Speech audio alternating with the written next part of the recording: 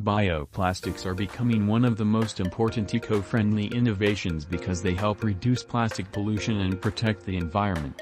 Unlike traditional plastics made from petroleum, bioplastics are produced from renewable natural materials such as cornstarch, sugarcane, seaweed, and vegetable oils.